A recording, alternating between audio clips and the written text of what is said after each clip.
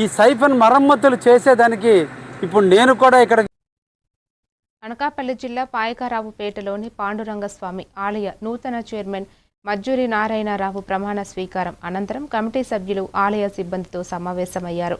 ఆలయ అభివృద్ధికి అందరూ సమన్వయంతో పనిచేయాలని సూచించిన ఆయన ఆలయ నిర్వహణలో గత నిర్లక్ష్యంపై అసంతృప్తి వ్యక్తం చేశారు. ఆలయ ఆస్తులకు సంబంధించిన పూర్తి వివరాలను అందజేయాలని సిబ్బందికి ఆదేశించినట్లు తెలిపారు.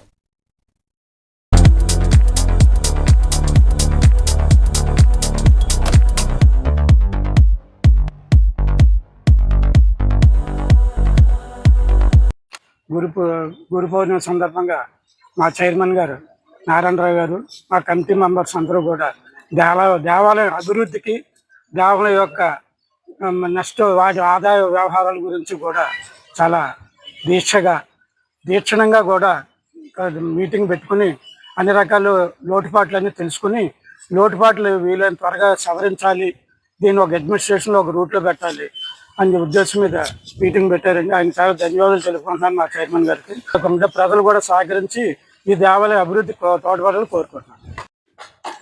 ఈరోజు మన రాష్ట్ర హోంమంత్రి వర్యులు వంగలపూడి అనితమ్మ గారు సిస్టర్ సోదరమని మాకు ఒక బాధ్యత పాండురంగస్వామి టెంపుల్ని డెవలప్ చేయండి అనేసి మాకు ఒక బాధ్యత అప్పగించడం జరిగింది. మొన్న 25వ తేదీని తొలి ఏకాదశి రోజుని ఆ అమ్మకి ఎంత నీరసంగా ఉన్నా సరే వచ్చి మా అందరి చేత కూడా ఒక ప్రమాణ స్వీకారం చేయించడం జరిగింది.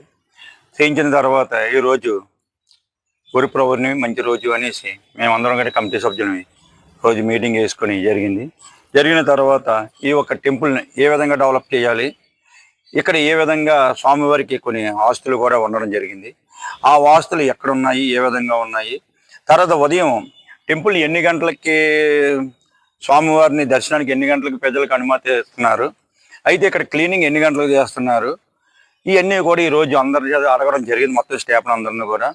ఇందులో కొంచెం మాకు చిన్న లోటుపాట్లు కనిపించి